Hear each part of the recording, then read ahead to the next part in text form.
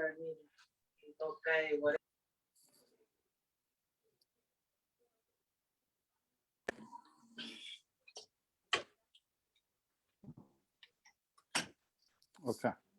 All right, let's get started. So, all right, let's see. Good. Okay. Good evening, good afternoon, good morning, wherever you're coming from. Ladies and gentlemen, Tongan pro athletes of today's and yesterday, welcome to our weekly conversation with our Tongan pro athletes. We are honored every week to bring to you some of our athletes to have a conversation, get to know them, and to find out what it takes to become an athlete. Their commitment, their sacrifice, mental toughness, their preparation, hard work, and determination in hopes to we learn from them about their journey. But before we start, I want to ask everyone if you like what we're doing to please share our conversation, share our page. Also, you can go to YouTube and type in Tongan Pro Athletes, and you will find all our conversation there. Today, our guest today is Henry Bloomfield. He was born in LA, California, went to Taylorsville High. From high school, he went on to play at Dixie Junior College before moving on to BYU. He was known as the nasty defensive tackle on the 1996 team. After college, he went on to play rugby for the American Rugby Union as their number 8 at 6'3", 290 pounds. He was a member of the United States National Rugby Union team that participated in the 2007 Rugby World Club. Henry was known for being big, quick, and powerful. So, Henry, we are honored that you accepted our invitation to have a conversation with us. We know that your time is limited, so let's get to it. Want to ask if you just come in and introduce yourself. Tell us a little bit about your parents, where they from in Tonga, because I'm sure everybody wants to claim you and all the villages back in Tonga. Yeah. So welcome, my friend. Come on in, introduce yourself, tell us a little bit about your parents, then from there we can move on. Thank you for coming on, man. Appreciate having me. My full name's Henry Vuni Bloomfield. My dad is Vilaketi Bloomfield, from the village of Fatai. Okay. And my mom is Ati Leoma Ikakola Bloomfield. And the Ikakolas are from Halafuli in Vava'u. Okay. So, Nice. And they met in Hawaii and got married there. So, but yeah. So your my parents... uncle is Devita Bloomfield that played on the 1973 Tonga International team. The same one that beat Australia, I believe, back in the days. Yeah, the 73 team, I guess. Yeah, 73 squad. So you're in a line of athletic bloodline then coming out. So yeah. So you're Fatai, right next to Nuku, back in the islands. I don't know if you know that, but were your parents migrated from Tonga, or they grew up in the States? So my parents, both of them are migrated from Tonga. Okay. So they migrated to Hawaii, then things happened there, then they moved up to LA. That's where you were born. I take it that you were born in LA. Right. When was the transition to Utah? When did you guys move out there? So I was born in 73. We stayed about 5 years there, and then we actually, my dad had a sister, Esita Bloomfield, that lived in Idaho, Nampa, Idaho, and we moved out there, and it was until my freshman year in high school. So we stayed there for 9 years. Then I went to high school in Utah, Utah, and then Utah and Dixie College, BYU, and BYU. Okay.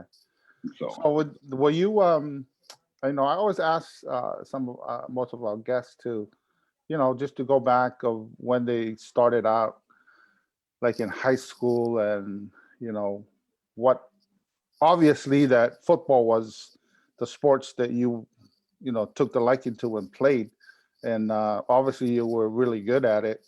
So tell us this, how that transition, going in from high school to going into college, about the were your parents were supportive of what you were doing as a kid? Did you play as a little kid in Hawaii? They used to play in the Pop Warner League over there. But were you in the same thing that played as young as that? Yeah, so I was in a I think it was like sixth grade. Played Yeah, some of a right. corner team, a little league team in Idaho, Okay. and went there. My dad didn't understand football, just kind of. As long as we was winning, I think my dad was good with it. But he, Right. he learned kind of the same time I learned how to play football, and Okay. Yeah. grew to love it and stuff. And Right. he just enjoyed it a lot. So Sure. So what? So after high school, I take it that, I mean, you went to Dixie, then transferring to BYU. I read a little bit that you went on your mission during Dixie or after Dixie before you went to BYU. after my first year at Dixie, I went on a mission, came back to Dixie, played the second year, and then was recruited to BYU. To BYU. Okay. Yeah. So 1996, was that your senior year out of BYU? Yeah, that was my 96 was 97 was my senior year. Senior year. Okay. Because I read a little bit that you were one of the big defensive tackle that BYU had over there. Yeah. So, so from the dredge after BYU, did you right away played rugby, or did you No, I had a tryout with the NFL, or? had a few tryouts with the NFL, tried to get on different teams and stuff. Sure. And throughout the whole time playing football and stuff, Mm-hmm. Even in Idaho at the age of 15, my dad started a rugby team in Nampa, Idaho. I guess they're now called the Snake River Stampede team. But him and just a small community of Tongans started a team out there. Then we moved to Utah. By the time we moved to Utah, I was in high school. And the way high school rugby is now is nothing compared to what it was back in the 90s. There was maybe two teams, and I believe it was Highland and Skyline High, and they are on the east side of Utah, Salt Lake City. We lived on the west side. So I just didn't have the money, couldn't afford to go chase high school rugby. So I just played with the men's team, the Tongan League. The league. So I was 16 playing on, once again, playing my dad's team. Right. You're playing against older guys. Correct. I was playing with older guys. I played with Bila. Oh, you play with Bila? Okay. Yeah, so Bila was our fly half / outside center / I'm sure at 16 guy on the field. I'm sure at 16 that you were pretty big too, probably the same size as those other guys. Yeah, so I got on the field because I was kind of the same height, a little awkward and stuff, but at first it was hard just to get on the field and stuff. But once I got on the field, I would play on the times that I could play, and when football wasn't going, I'd be out there playing rugby and stuff. Oh, okay. So, wow, that's awesome. Yeah. So after college, then you knew how to play rugby anyway. So the transition to playing rugby was not that different for you because you already knew how to play rugby, right? Right. Our family is kind of retarded. Like our family reunions was touch rugby, Oh, and wow. Okay. it was the boys and the girls. So I have four older sisters, Sure. and they used to put me to the wall playing rugby. Like Oh, wow. it'd start off touch and then it'd end up being tackle. And Exactly. you would see some long haired girls put down most of the boys when we grew up and stuff. Right. So Right. we all know how to play rugby.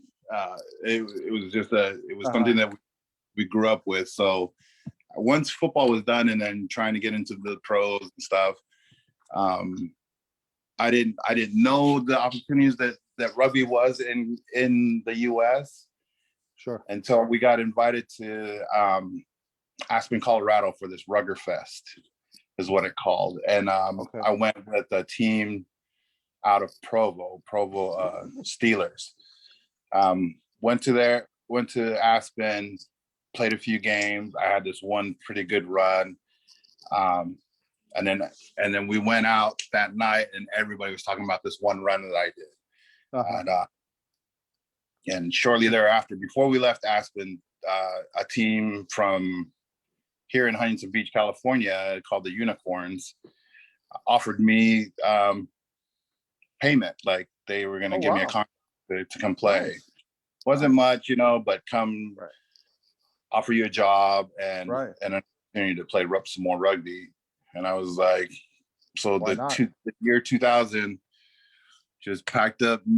At the time, it was just me and my wife. So we just barely got married. And it's like, why not? We're not doing anything. Yes. Utah, let's go. So plus, yeah, you're still young. You still, you're still in your prime. Yeah, you're still in your prime. Right. But Denver always comes up on rugby. Is that where most of the rugby happens, or tournaments, or what's? Because I always, when I talk about rugby here in the United States, Denver always comes up. Yeah, Denver is the headquarters for the USA Eagles, and then shortly thereafter, the mayor of Glendale, Colorado, who happens to be a rugby guy, was able to build their city hall. What was it? Their recreation center. Mm-hmm. He built a full-on rugby stadium,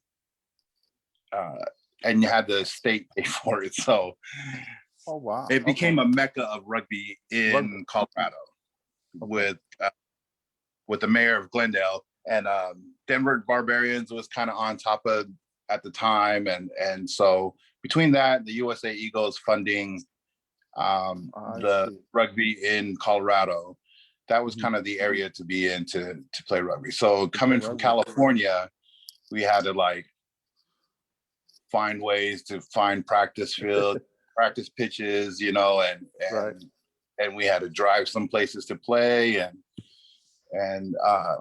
but we kind of came, as far as California, we came up the hard way. Like we earned our spot. You had to earn it, right? Yeah. Because when I was still in Cleveland, there was a few Tongans that was out in Cleveland, and they played rugby. So every time I talked to them, they said, "Oh, we're going to go to Denver to play rugby." So and now I've been talking to some of the rugby guys here in the United States. I keep hearing about Denver, so now I know. Yeah. That's where everything happens. So tell us a little bit about your experience with the Eagles here with the United States. So how long what year did you started playing with them? It was 06, 07. It was I guess there's a story behind it. Sure. The original coach that was there had offered me to come play out there before I went to Dixie. I was playing just I was playing rugby with a bunch of Tongans, the Tongan League in Utah. Sure. There was one or two Tongan guys that actually played on the USA Eagles at the time. They had the coach had asked them to ask me if I wanted to come out and try out for the U.S. Eagles. At that age already, at that that young age. yeah. Wow. And Wow. I turned him down because I just got a scholarship to Dickie. Sure. It was going to pay for my school. Yes. And it wasn't so much that I didn't like rugby. At the time, it was like, my parents can't afford school. Yeah, and your dad's gonna kill you if you leave. Yeah, my dad's gonna kill me. Going from Iate to getting paid school. Like, if I turned it down, I straight up Iate right now. So I turned him down, and then full circle going back into rugby in 2000. He just never selected me. Like I was always up to be selected for the USA Eagles from 2000 on. And the 5 years that he was during that time, my name would come in and he would just never select. And then we actually got Thornburn, who was he got fired, and then Thornburn was selected out of New Zealand. He used to be a scout for the New Zealand All Blacks. Older guy and stuff. He came and he was the head coach. He became the head coach of the USA Eagles. And then right away I got selected for the World Cup. So it was definitely a change. So how long did you play with the Eagles? It was like I think it was 3 years after that. So 3 years. So you know, we always talk about rugby and kids coming out of college. You know the draft is tonight too for the NFL. Yeah, it's tonight.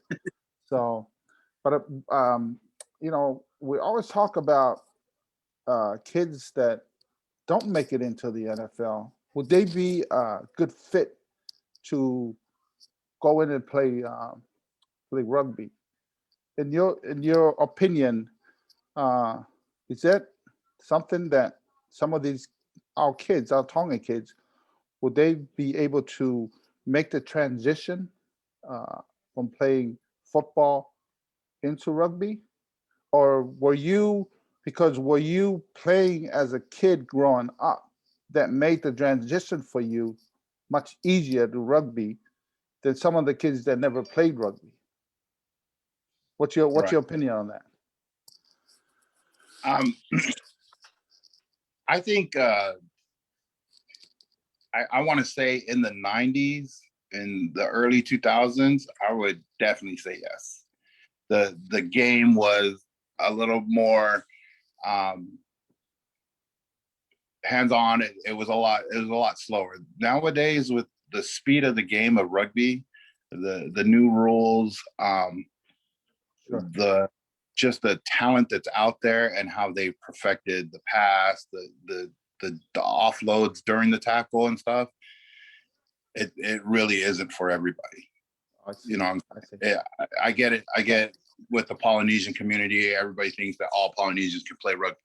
Yes. It's not the case anymore. Like, not all Polynesians can play football. So with the kids that play football and the different dynamics of football and the attitudes that are out nowadays, and it's a lot. Rugby's gotten complicated as well as football's gotten complicated. So I do want them to go out and try, you know, and see if it's for them. But once again, it's not for everybody. But it's almost like the even the rugby guys trying to make a transition to play American football. I mean, you know, some of these kids already tried coming from rugby to play, but you know, like you said, the transition, there's a lot that goes into all of that to you know, to make that transition than just being a good athlete. Being a good athlete really doesn't mean that you can play rugby or play American football, right? Right, exactly. It's something that you need to learn, and you have guys that, you know, especially in New Zealand, they farm kids from 16 and on, and And once they get it on that one farm, they have a direction. Once you're on the hurricane scope, you're playing that pattern all the way till you at least make it to the hurricanes. Yeah. You don't, that Yeah. that system. It's Yeah. it's not something you just walk in and pick it up and pick it up. have a go. Yeah. Well, just like football. I mean, you play it when you're a young kid, as like you just said, what, 13, 14 years old till you, Right. make it out, and hopefully you get a scholarship to go on and play in college, and and hopefully you, after college, you have a chance to to try out for the NFL. And it just I was just trying to figure out if that's a good fit. But you were playing rugby as a young kid, so you're for yourself. I mean, you knew how to play rugby, so that made it easier for you to transition to play rugby. Right. And we always have this conversation around when we fight all that stuff. So, and just because I play both and stuff, and I can see how people would think, rugby's, it's just a ball and you pass it around and you have a go. But I get that, but the game, that the way it's advanced, There's more to it. There's more to it, and it really isn't for everybody. Some athletes can transition into it. Yeah. The great thing about rugby is there's all kinds of levels. With football, there's a path to you make it to the NFL. That's the goal. With rugby, not necessarily you have to go professional to be like, that's my goal. Okay. You can go and just play rugby, Sure, and have a go at it and have fun playing club rugby and just travel the world playing club rugby. So okay, there's all different levels and stuff, and it's good for everybody. It's just when everybody asks me, I go, there's all avenues of different types of rugby. But if you're asking me about professional rugby, somebody who's actually going to pay you to play like European League or the French League or whatever, that's a whole nother level. That's something where they're looking for specifics. I didn't see it that way. Now you just explained it to. It's like you said, football is that you go from little league to playing in high school. Right. If you don't get a scholarship or you can't make it to college, that's it for you out of high school. Right. And then in college, if you're good enough, you'll make it to the NFL. And if you're done in college, that's it for you for football. Yeah. So what you're saying, now it clicks, is that playing rugby, there's whole different level of playing rugby.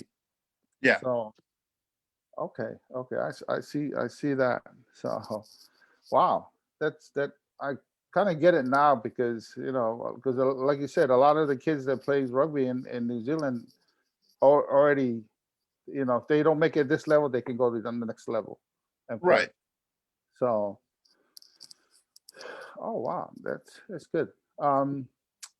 Now, you're talking about taking your son to practice. Is that football or rugby or?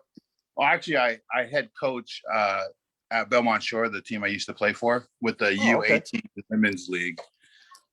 So, is that what you're doing now? You're a coach? Yeah, I'm a coach. Okay. So what do you see in some of the kids nowadays? Let's talk about football here in America. What's the holdback of some of these kids that are playing football? As you were coaching now, you can see some of these kids. There's a lot of kids that has talent, but sometimes that talent don't go on to colleges because some of these kids think they already made it to the NFL, and the attitude. What do you think of if you seeing this type of attitude? Yeah, it's rough because my nephew is at Oregon State right now. He's an O lineman for Oregon State University, and everybody always asks me, because I play D line, and they're like, how come he's not playing D line? Like doesn't you know that you play D-line? And I'm like, well, there's an attitude to a position, like he doesn't have that instinct. Yes, Like, instinct. I mean, he's a nice kid and stuff, but when you're standing in front of somebody to be a D-line, you have to There's an attitude come with it. yeah, you switch on this kind of craziness and then you just Exactly. turn it off. Yeah. With O-line, it's the mechanics of it, Yeah. But as far as these kids nowadays, like even my nephew, he would ask me, hey, am I doing good? What do I need to do? And I was like, well, it's different. Like I can't put a finger on it. And he goes, why? And I go, man, I went to football because my dad made me yate as soon as I got back from high school. As soon as school was done, it's get in the truck and let's go yate. Yeah. As soon as football started, dad would be like, hey, football started. Yep, I'm out of here. You need an That's outlet. my attitude. My mentality was, man, I got to take a break from yate to go play football. Your mentality is, man, I just got back from football practice and I have to go to this training camp for O-line and I have to rest for this. And I'm like, nah, that's not the same mindset that I had when I was a kid. Like it was go, go, go. And you're here complaining about somebody's paying for you to go to an extra practice or an extra camp to get better. It's the different attitude now. It's I think football's it's a big beat. I think a lot of it has to do with, like you just said, you need an outlet. Yeah, you needed an outlet to go. you need run an away. outlet to go play. you need to get away from the yate truck to go and do something else besides going to a yate truck. But it's sometimes I see that in some of the youngsters, and I'm just thinking that maybe because of their parents are too nice to them. Yeah, it's definitely a different world than what we grew up in. So right, it's a whole I'm different world. learning as a coach, like you have to be just a little bit more patient and a little bit more understanding. You can't just step on the gas and make these girls run. You can't step on the gas and say, do it this way. This is the way you do it. It just doesn't work nowadays. You got to coax them into trying to find a way to kind of find the pattern that you're thinking of to play. And it's a rough life. Well, it's to be fair, there's other kids that, do the things that it's asked of them to do. Right. But more times that we hear about a kid that really does well in high school, and all of a sudden you don't hear anything about him, and you say, well, what happened to him? Because he's failing grades or didn't want to go to college. What do you say about kids that all throughout high school, they're the star of the team, and by the end of their senior year, they don't make the grades, and everything falls apart. We talk about it. There's a lot of these kids give up because of that. There's other avenues that you can take to go on to play in college, or if you want to go into Division I schools. What do you say about that? I mean, there's a lot of kids just said, "Oh, if I don't get a D1 scholarship, I don't want to play football anymore." But I think that's a bad attitude to take, or a lot of them don't know what path to take to move on, to go on to a Division I. What do you say about that? It's the plus side of Tongans in football is per capita population. We put the highest percentage of race into the NFL. Yes. It's great. But the percentage that doesn't make it, it's almost like for us and our parents, it's all go or no go. And we kind of take that mindset from high school in. And if we don't go to D1, we don't know that there's an avenue for junior college. And then once we find out junior college is a great avenue to go. Yes. But trust me, it is not for everybody, because that sometimes those junior colleges are worse than high school. Okay. Seriously, because it's cutthroat, and there's thousands of throwback kids trying to get into the D1 area, and you've just been thrown into that. And some kids have the mentality to get through that and move forward and go D1, and some kind of lose interest or lose or find something else that they do, or just get distracted and call it a day. So that, I mean, it's a great thing that we have that in our community, that, you know, per population of Tongans out there, we put out a high percentage into the NFL. The problem is we have parents, and then we have kids that have the mentality of, if I don't get this, there's no other way. There is other ways. And then also, it's not the end of the world. Not the end of the world. There is life beyond football. There's life beyond rugby. Sure. Like, if football doesn't work, try rugby. You're not going to get paid a lot, but man, you'll travel the world. You'll make connections with a ton of people. Sure. And you'll live a happy life. But if it's all NFL or nothing, you're gonna fall into a deep depression, which is sad now. Like, it is sad. As long as they're dealing with depression, you know, I don't think we had that back in the day. Yeah, or we did, we avoided it. Depression. What is that in our Tongan community? What's depression? You know, like depression. What's that? It's didn't get the slipper yet, so I know. Yeah, but you know, that's there's always an avenue to like you said, after high school you can go to junior college. It's all about the attitude of the person, of the athlete, of what they want to make out of it. You know, if they think it's a downgrade for them to go to junior college, and then they're not going to make it, because the attitude's already changed, and say, well, I didn't make it to D1, so why even go to junior college? So and but that's the thing though about and a lot of it has to do with not knowing, even the parents not knowing much about, you know, the kids. Where do they go after that? Because the mentality of everybody, that all their kids that playing football, it's all about the NFL. From high school, they already think they said this kid's gonna, you know, it's gonna play in NFL.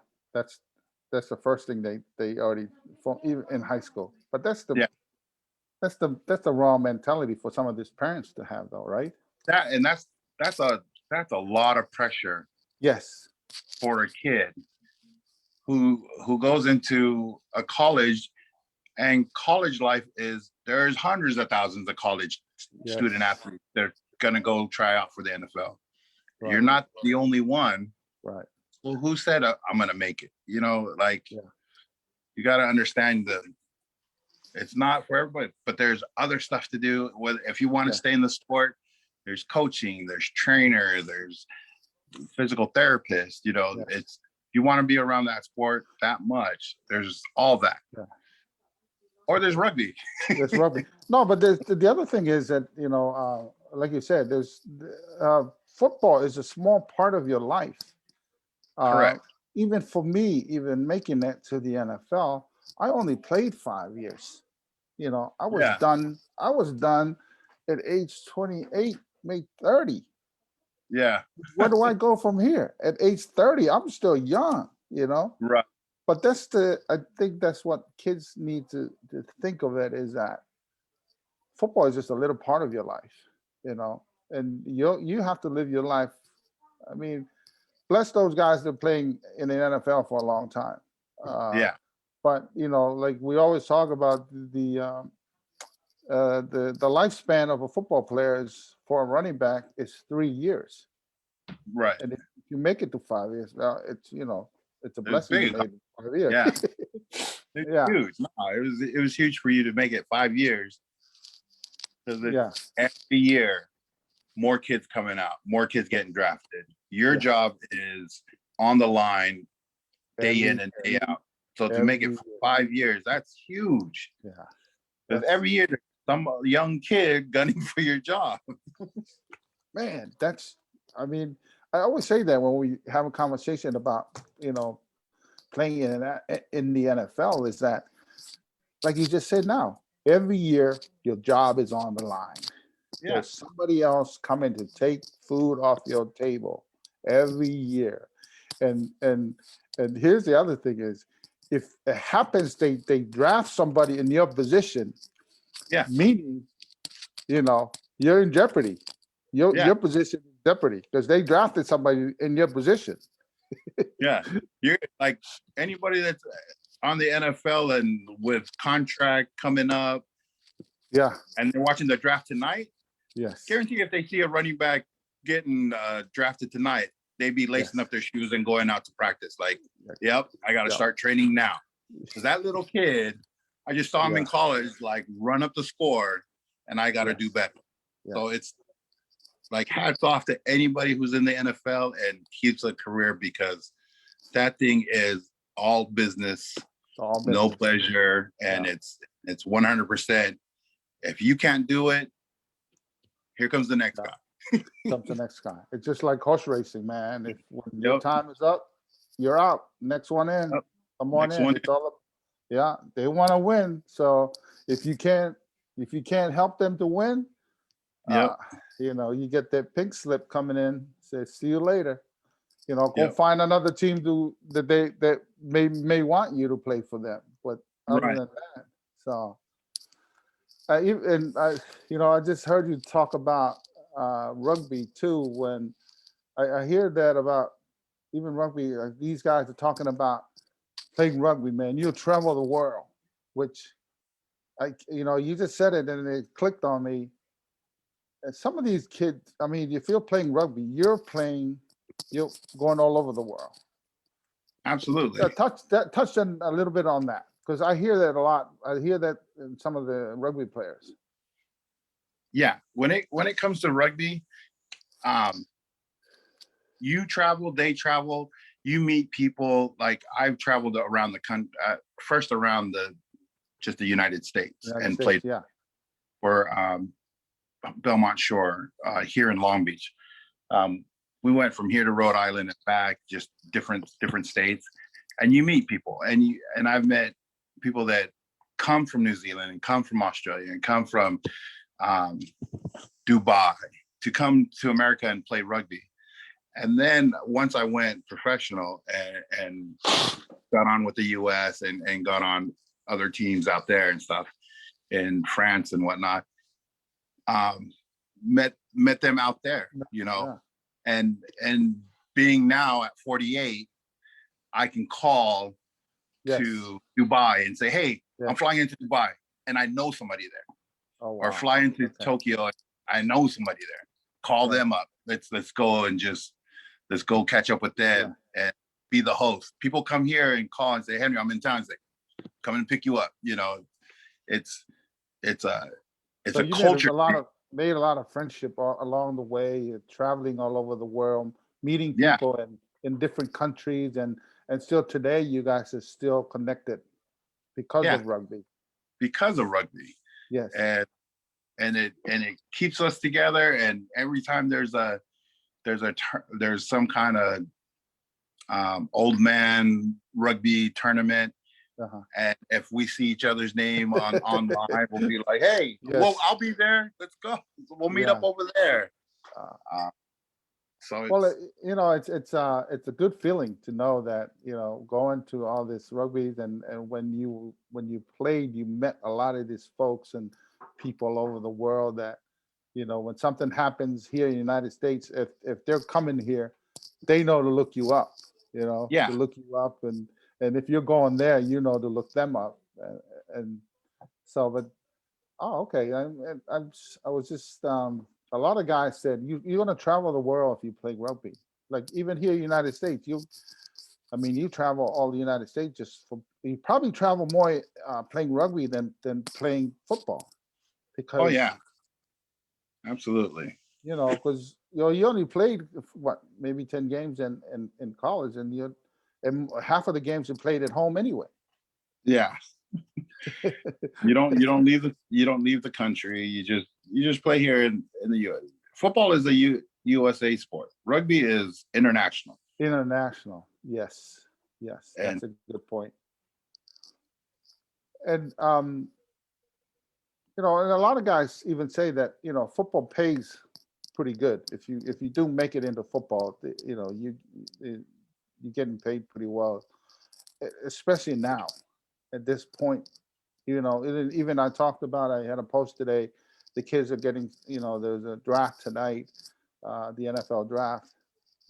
Some of these kids will be instant millionaires.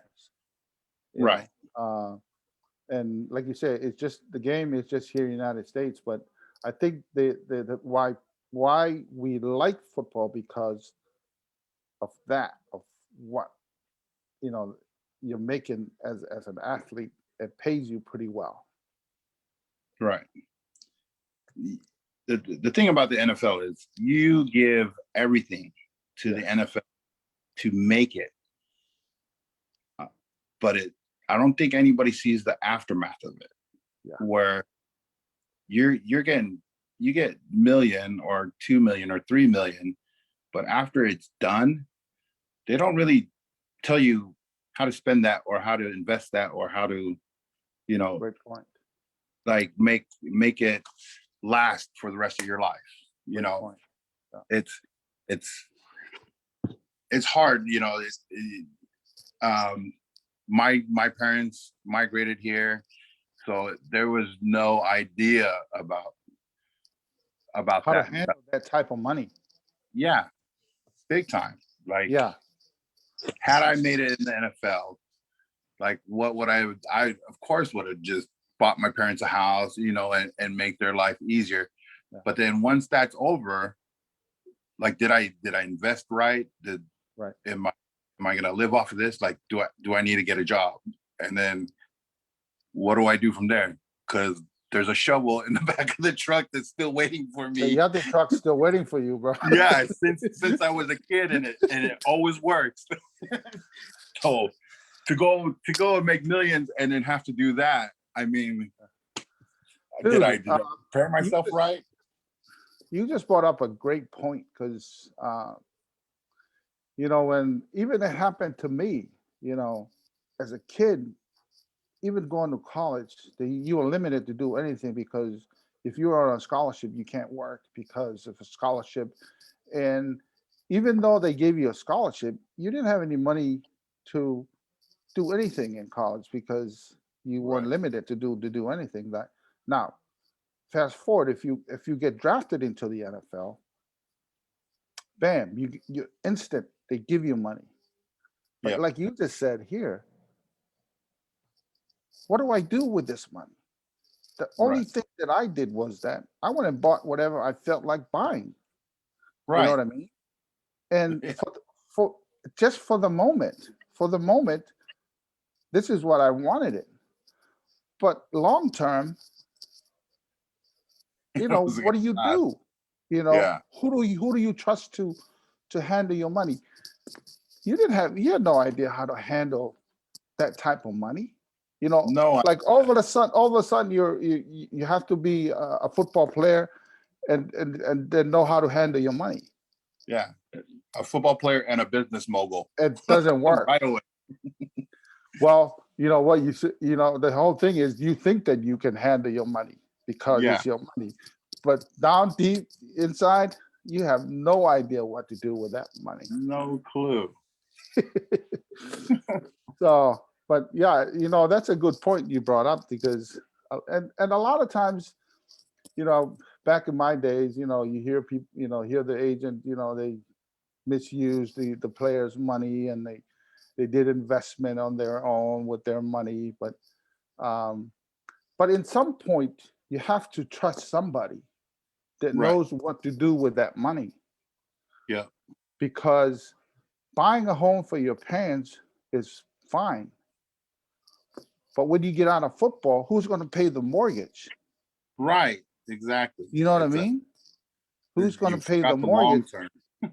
Yeah, unless you pay the house off right away, then you Yeah. have, just pay the property taxes.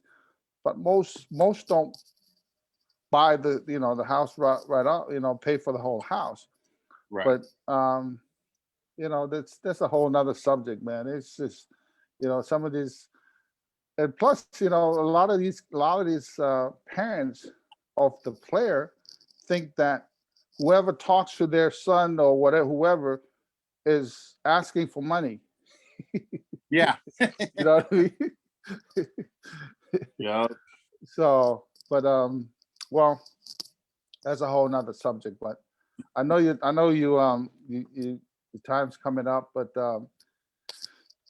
you have anything do you want to anything else you want to talk about, or you want to leave our listeners? And because are you coaching high school now, or will you coach? Yeah. I coached the U18s. Oh, okay. The girl Okay. rugby.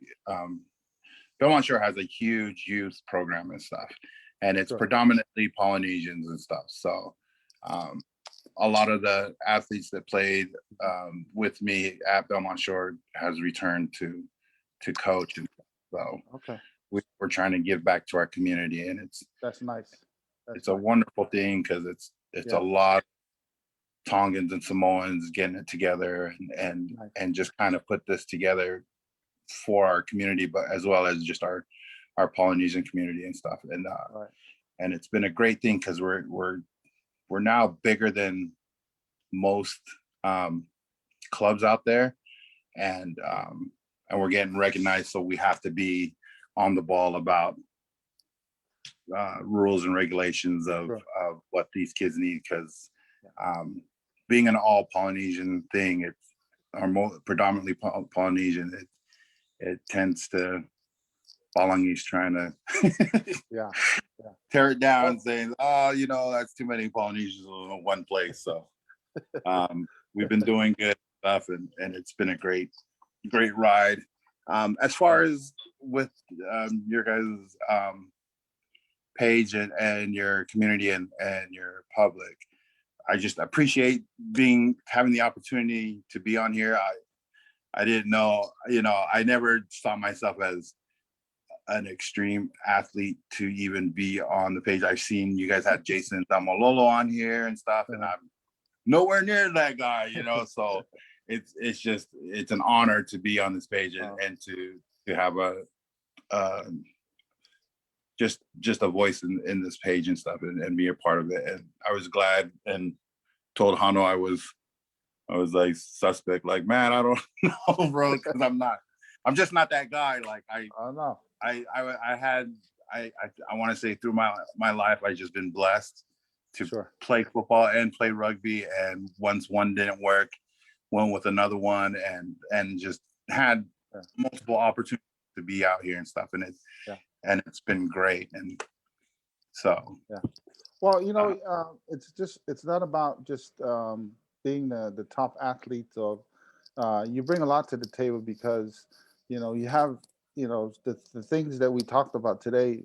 I think a lot of it has most parents will understand and know about what you're talking about. Plus, you're giving back to your community, which most of us really need to do is giving back to your community. If you have something to give back to your community, why not give back to your community? Because that's how we made it. Because a lot of people gave back to the community while you, as a youngster.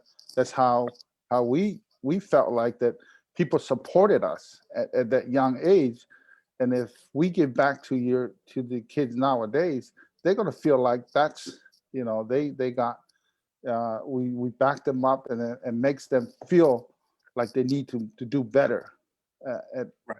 at whatever they're doing. So, uh, good luck to you in your coaching.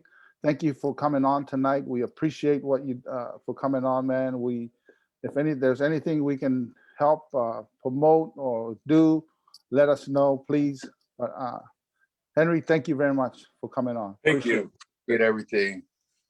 I'll All follow right, here. brother. Okay. Okay. Bye.